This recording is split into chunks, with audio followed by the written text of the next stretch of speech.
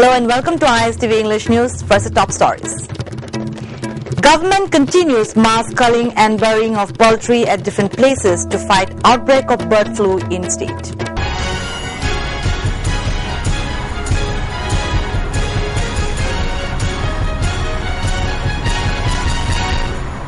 Now the news in detail.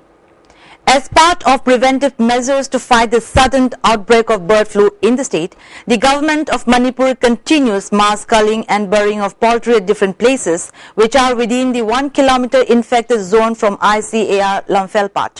Mass culling and burying of poultry has begun from yesterday after the official confirmation of the test report received from Bhopal that had been sent on April 16 to test avian influenza on the chicks being reared at the poultry unit of ICAR.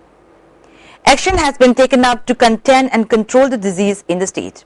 All the areas within the radius of 1 kilometer and 10 kilometer respectively from the epicenter have been declared as infected zone and surveillance.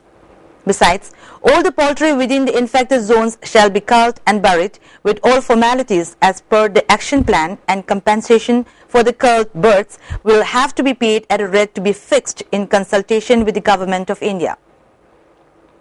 A joint meeting of Veterinary Department, Revenue, Forest, PWD and the high officials of State Health Department was held. A control room has been set up at the Directorate of Animal Husbandry and Veterinary Department, Sanjantong, and will remain open 24/7 for monitoring the disease till the disease is fully controlled. Anyone can contact regarding the disease at the newly opened hotline numbers 0385 2450 224 and 9436 890 396. Now the national and international news. The government today tabled the contentious land ordinance in the Lok Sabha today amid loud protests and slogan shouting by the opposition on the first day of the second part of the budget session, which promises to be a political scorcher. The government is determined to push as much legislative business as it can, including the land bill. The opposition is determined to derail those plans. Union Minister Giriraj Singh apologized in Parliament today for his racist remarks on Congress President Sonia Gandhi earlier this month, following opposition uproar. "If my comments have caused offence to anyone, I apologize," Singh said as Sonia Gandhi looked on. The opposition had earlier demanded Prime Minister Narendra Modi's apology and said the minister must resign, forcing an adjournment in the Lok Sabha soon after the budget session resumed after a 3-week break.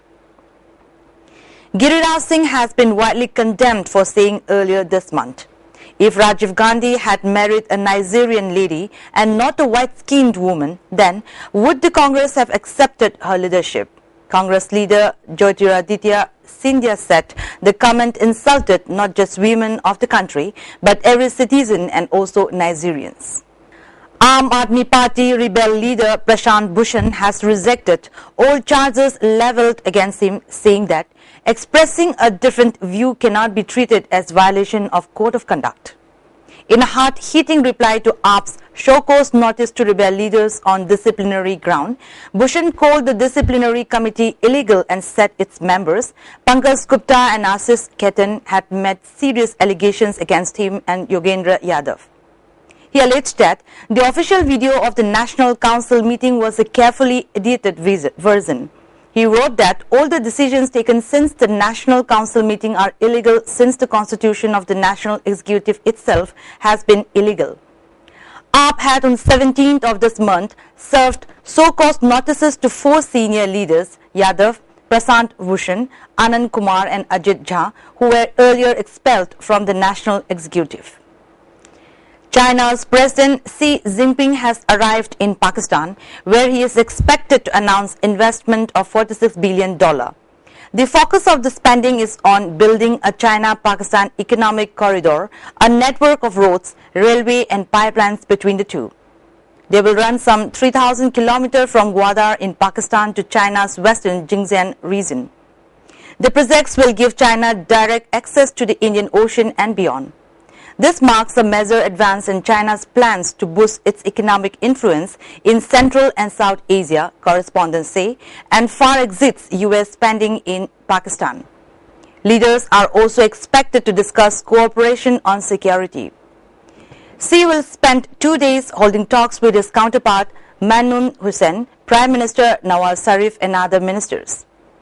He will address Parliament on Tuesday.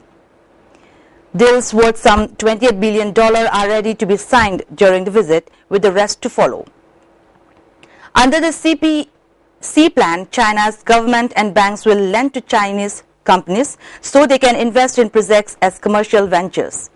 A network of roads, railways and energy developments will eventually stretch some 3,000 kilometers.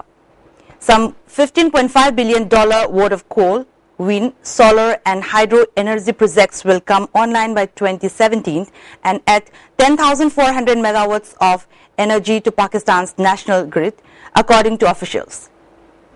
A $400 million optical fiber cable between the two countries is also due to be built. Islamic State militants have released a video purportedly showing the killing of up to 30 Ethiopian Christians in Libya. Footage shows one group of men being beheaded on a beach and another group being shot in the head in a desert. The victims are believed to be members of the Ethiopian church seized in Libya by IS-linked militants.